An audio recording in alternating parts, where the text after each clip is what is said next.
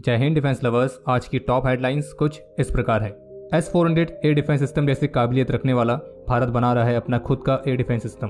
भारत की private space startup pixel को मिली भारतीय रक्षा मंत्रालय से इंडियन एयरफोर्स के लिए सैटेलाइट्स बनाने की मंजूरी। भारतीय रक्षा मंत्री का कहना है कि अगर जरूरत पड़ेगी तो भारत LOC पार करेगा। पाकिस्तान के इंटेलिजेंस ऑपरेटिव्स जम्मू में स्कूल के छात्रों को कर रहे हैं टारगेट, और टर्की ने अनवील की अपनी एक नई कामिकाजे ड्रोन बोट।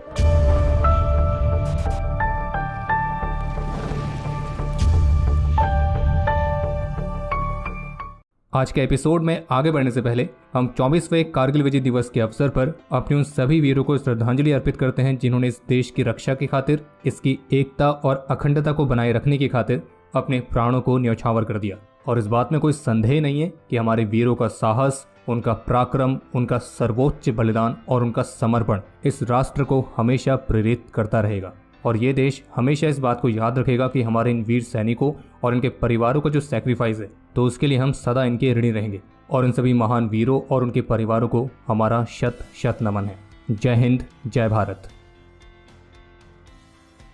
ANI की तरफ से जारी की गई लेटेस्ट रिपोर्ट के मुताबिक भारत स्वदेशी तौर पर एक खास तरह के 3 लेयर वाले लॉन्ग रेंज के surface to air missile defence system को विकसित कर रहा है, जो कि 400 किलोमीटर की दूरी तक दुश्मन के एयरक्राफ्ट, मिसाइल्स तो इस तरह के थ्रेट्स को न्यूट्रलाइज करने में सक्षम होगा। और डिफेंस सोर्सेज का ये कहना है कि इस 3 लेयर वाले long range surface to air missile defence system को विकसित करने वाला जो प्रस्ताव है, तो वो भारतीय रक्षा मंत्रालय के पास एडवांस स्टेज में है और बेहद ही जल्द इस पर काम करने के लिए रक्षा मंत्रालय की तरफ से क्लियरेंस मिलने की पूरी उम्मीद है। और सोर्सेज का ये भी कहना है कि ये परियोजना करीब 2.5 बिलियन US$ के आसपास रहने वाली है, जो कि भारत को दुनिया के उस एलीट ग्रुप में शामिल करेगा जिसके पास 400 किलोमीटर तक की दूरी तक एरियल थ्रेट्स को शूट डाउन करने की स्वदेशी कैपेबिलिटी होगी। और अगर सिंपल टर्म में कहा जाए तो आप ये भी कह सकते हैं कि भारत इस परियोजना के माध्यम से रशिया के S-400 एयर डिफेंस सिस्टम की जैसा ही अपना खुद का एयर डिफेंस सिस्टम विकसित करना चाह रहा है। और जैसे कि कहा जा रहा है कि 3 लेयर वाला एयर डिफेंस सिस्टम होगा, जिसका मतलब ये होगा कि इसमें 3 अलग अलग रेंज वाली सरफेस टू एयर मिसाइल्स होंगी। और सोर्सेज का ये कहना है कि भारत का ये स्वदेशी लॉन्ग रेंज का surface to air missile defence system S-400 air defence system के जितना ही कैपेबल और उसी की क्लास में आएगा, और इस परियोजना को इंडियन एयरफोर्स ही लीड करेगी। बाकी आप में से ऐसे कितने हैं जिन्होंने इंद्रजाल एंटी ड्रोन सिस्टम के बारे में सुना है? जहां तक हमें उम्मीद है आप में से लगभग हर किसी ने सुना जरूर होगा।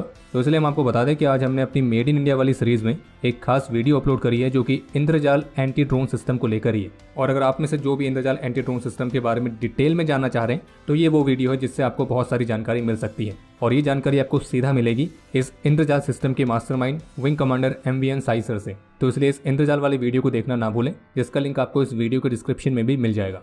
और बाकी अगर आपने वीडियो ऑलरेडी देख ली है तो कमेंट करके जरूर बताना कि हमारी इस मेड इन इंडिया वाली सीरीज के अगले एपिसोड में आप किस कंपनी के बारे में जानना चाहेंगे। भारत के स्पेस टेक स्टार्टअप पिक्सल को भारतीय रक्षा मंत्रालय से IDEX इनिशिएटिव के तहत इंडियन एयरफोर्स के लिए सैटेलाइट्स बनाने की मंजूरी मिल चुकी है। और अब भारत की ये space tech startup pixel Indian air force के लिए मिनिचराइज्ड मल्टी पेलोड सैटेलाइट्स को मैन्युफैक्चर करने के लिए तैयार है। और ऑफिशियल्स की तरफ से बताया गया कि इस मंजूरी के साथ ही जो पिक्सल है वो करीब 150 किलोग्राम तक की स्मॉल सैटेलाइट्स को विकसित करेंगी, जो कि electro optical, infrared, synthetic aperture radar और हाइपर स्पेक्ट्रल पर्पसेस के लिए इस्तेमाल होगी। बाकी इसके अलावा एक अपडेट है कि विदेश मामलों पर भारत की पार्लियामेंट्री कमेटी ने भारत की नेबरहुड फर्स्ट पॉलिसी पर 136 पेजेस की एक रिपोर्ट रिलीज करी है, और जिसमें पार्लियामेंट्री कमेटी ने भारत सरकार को भारत के अलग अलग पड़ोसियों के हिसाब से सजेशंस दिए हैं। जैसे कि अगर बात करें पाकिस्तान की, तो इस पर कमेटी की तरफ से सुझाव दिया गया है कि अगर पाकिस्तान आगे आता है तो भारत सरकार को पाकिस्तान के साथ आर्थिक संबंधों पर विचार करना चाहिए और लोगों से लोगों के बीच संपर्क की दिशा में भी काम करना चाहिए। इसके अलावा कमेटी ने यह भी सुझाव दिया कि भारत सरकार आतंकवाद को बढ़ावा देने में पाकिस्तान द्वारा निभाई गई भूमिका पर जो वैश्विक समुदाय है, यानी कि जो ग्लोबल कम्युनिटी है, तो उसको भी जागरूक करे। लेकिन कमेटी का यह भी मानना है कि पड़ोसी देशों के साथ भारत के संबंधों के विपरीत पाकिस्तान और चीन के साथ द्विपक्षीय संबंध विवादास्पद मुद्दों से ग्रस्त रहे हैं, और पाकिस्तान की मुख्य चिंताओं में से एक उसके नियंत्रण वाले क्षेत्रों से उत्पन्न होने वाला आतंकवाद है। और इसलिए मंत्रालय का यह कहना है कि किसी भी तरह की सार्थक बातचीत के लिए अनुकूल माहौल को सुनिश्चित करने की जिम्मेदारी पाकिस्तान पर ही है। और ये भी कहा गया कि पाकिस्तान के आक्रामक रवैये को देखते हुए कमेटी की ये इच्छा है कि भारत सरकार को रीजनल और मल्टीलेटरल बॉडीज और ऑर्गेनाइजेशंस के साथ बड़े पैमाने पर सक्रिय रूप से जुड़ना जारी रखना चाहिए, ताकि उन्हें आतंकवाद को बढ़ावा देने में पाकिस्तान द्वारा निभाई गई भूमिका के बारे में संवेदनशील बनाया जा सके और आतंकवाद के खिलाफ लड़ाई में उनका समर्थन हासिल किया जा सके। लेकिन कमेटी की इस रिपोर्ट में जो पाकिस्तान के साथ आर्थिक संबंधों को स्टैब्लिश करने पर विचार करने का सुझाव दिया गया है, वैसे आपको रिमाइंड करा था कि वो पाकिस्तानी था जिसने खुद से ही भारत के साथ बायलैटरल ट्रेड को सस्पेंड किया था। और इस पर आपके जो भी विचार है आप उसे कमेंट सेक्शन में शेयर कर सकते हैं। बाकी पार्लियामेंट्री कमेटी ने भारत सरकार को ये भी सुझाव दिया है कि पाकिस्तान में जो इंडियन प्रिजनर्स हैं तो उनको जल्द से जल्द रिहा कराने के लिए अपने डिप्लोमेटिक एफर्ट्स को बढ़ाना चाहिए। और ये भी कहा गया कि जो पाकिस्तान आतंकी कृत्यों में शामिल रहता है तो उसकी इस हरकत को भी एक्सपोज करना चाहिए, खास करके पाकिस्तान द्वारा किए जाने वाले वायलेंस और क्रॉस बॉर्डर टेररिज्म के मामले में। बाकी पार्लियामेंट्री कमेटी ने भारत सरकार को अफगानिस्तान के लोगों की सपोर्ट में मानवीय सहायता देने का सुझाव भी दिया है और वहाँ पे जो परियोजनाएं पेंडिंग पड़ी है तो उसे भी कंप्लीट करने का सुझाव दिया है। जबकि श्रीलंका को लेकर कमेटी का ये कहना है कि भारत को IMF में श्रीलंका को स्ट्रांगली सपोर्ट करना चाहिए और भारत के जो कंपनीज है उन्हें श्रीलंका में इन्वेस्ट करने का भी आग्रह करना चाहिए। बाकी मैरीटाइम डोमेन अवेयरनेस को बढ़ाना, लाइन ऑफ क्रेडिट के थ्रू श्रीलंका की मदद करना, तो इसके सुझाव भी दिए गए।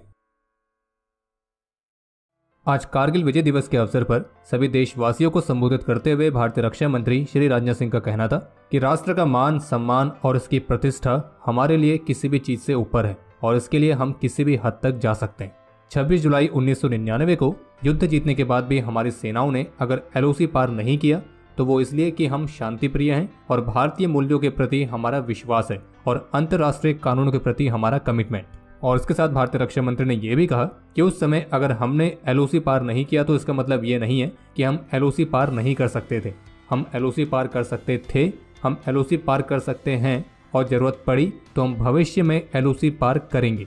और मैं इसे फिर से दोहराना चाहूंगा कि हम LOC पार कर सकते थे, हम LOC पार कर सकते हैं और जरूरत पड़ी तो भविष्य में LOC पार करेंगे। और इसका मैं देशवासियों को विश्वास दिलाता हूँ। और फिर इसके साथ भारतीय रक्षा मंत्री ने एक और महत्वपूर्ण बात करी कि हाल ही के दिनों में युद्ध जिस तरह से लंबे खिंचते जा रहे हैं तो आने वाले समय में जनता को सिर्फ इनडायरेक्ट रूप से ही नहीं बल्कि डायरेक्ट रूप से भी युद्ध में शामिल होने के लिए तैयार रहना चाहिए। और मेरा यह मानना है कि जनता को इस बात के लिए मानसिक रूप से तैयार रहना होगा कि जब भी राष्ट्र को उनकी आवश्यकता पड़े वो सेना की सहायता के लिए तत्पर रहें।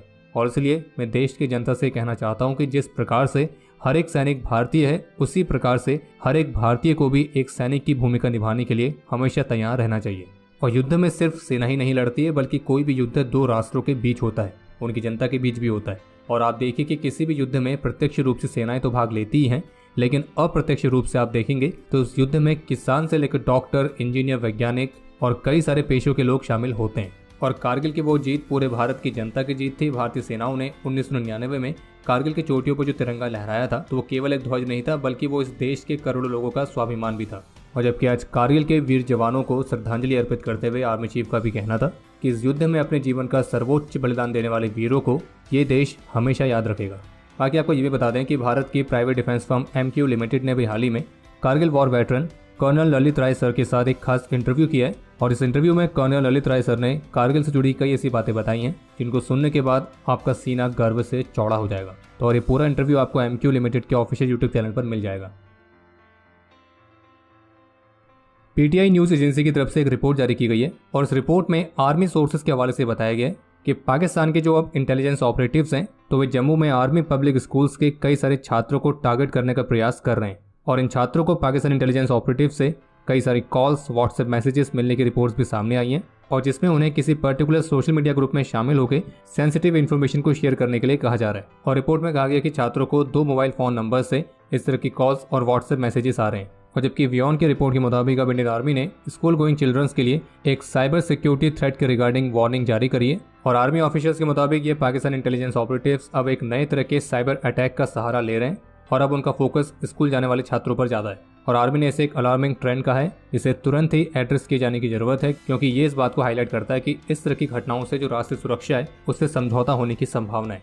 और इस तरह की घटनाओं में जो पाकिस्तान इंटेलिजेंस ऑपरेटिव्स हैं वे खास करके उन छात्रों को टारगेट कर रहे हैं जो कि बॉर्डर रीजन्स में रहते हैं और जहाँ पे क्रॉस बॉर्डर इन्फिल्ट्रेशन के प्रयास सबसे ज्यादा होते हैं और वही छात्र इन हमलावरों के प्राइम टारगेट हैं। बाकी आर्मी इस पूरी स्थिति को काफी क्लोजली मॉनिटर कर रही है और इस तरह के साइबर थ्रेट्स को इफेक्टिव तरीके से काउंटर करने के लिए सभी जरूरी उपाय किए जा रहे हैं। और आर्मी ऑफिसर्स का ये भी कहना है कि पेरेंट्स और स्कूल्स के लिए बहुत जरूरी है कि वे छात्रों को एक रिस्पॉन्सिबल ऑनलाइन बिहेवियर के प्रति एजुकेट करें और इस तरह की कोई भी सस्पिशियस एक्टिविटीज उन्हें मिलती है तो उसको तुरंत रिपोर्ट करें। इस्तांबुल में आयोजित किए गए 16th international defence industry fair के दौरान टर्की ने अपने एक नए एक्सपेंडेबल अनमैन्ड सरफेस वेसल जिसका नाम रखा गया है उलक्काम तो उसे अनवील किया है। और इस अनमैन्ड सरफेस वेसल को एरिस शिपयार्ड एंड मेटेक्सन डिफेंस ने विकसित किया है। और इस वेसल की खास बात यह है कि इसे आप सेमी ऑटोनॉमस मोड में रिमोटली ऑपरेट कर सकते हैं और जबकि विजुअल नेविगेशन का इस्तेमाल करके इसे फुली ऑटोनॉमस मोड में भी इस्तेमाल किया जा सकता है। और ऑफिशियल्स के मुताबिक टर्की के इस नई USV के सभी टेस्ट इस साल के अंत तक कंप्लीट होने की उम्मीद है। बाकी ये यूएसवी अपने साथ एक्सप्लोजिव्स को भी कैरी कर सकती है और इसी वजह से ये एक तरह का डिटरेंट वेपन भी है और आप इसे एक तरह के कामिकाजे ड्रोन बोट भी कह सकते हैं। बाकी इसके अलावा एक अपडेट यह है कि जो नेटो एलाइज हैं उन्होंने कोल्ड वॉर के बाद से अभी तक के सबसे कॉम्प्रिहेंसिव डिफेंस प्लान्स को अप्रूव कर दिया है और नेटो ऑफिशियल्स का ये कहना है कि इस डिफेंस प्लान को मुख्य रूप से 2 बड़े खतरे जिनको फेस कर रहे हैं उसको काउंटर करने के लिए डिजाइन किया गया है और इन 2 बड़े खतरों में से एक खतरा है रशिया और दूसरे को बताया गया है टेररिज्म। और ये भी कहा गया कि नेटो का उद्देश्य है करीब 3 लाख ट्रूप्स को हाई रेडीनेस में रखना और वो भी पर्याप्त एयर एंड नेवल पावर के साथ। बाकी अब समय है आज के इतिहास का और हमें नहीं लगता कि हमें आज किसी को आज के दिन के महत्व के बारे में अलग से बताने की ज़रूरत है। हम बस आज यही कहना चाहेंगे कि जो हमारी आज़ादी है, जो हमारी स्वतंत्रता है, वो मुफ्त की नहीं है बल्कि उसकी एक बहुत बड़ी कीमत चुकानी पड़ती है, लेकिन वो कीमत कुछ ही हैं जो चुकाते हैं। और बाकी आज कमेंट सेक्शन में हमारे वीरों के सम्मान में जय हिंद लिखना ना भूलें। और आपके लिए आज का प्रश्न ये है कि कारगिल वॉर में इंडियन आर्मी की इन्फेंट्री की कौन कौन सी रेजिमेंट्स शामिल थी। समय है आज के टॉप 3 कमेंट्स का जो ये रहे आपकी स्क्रीन पर।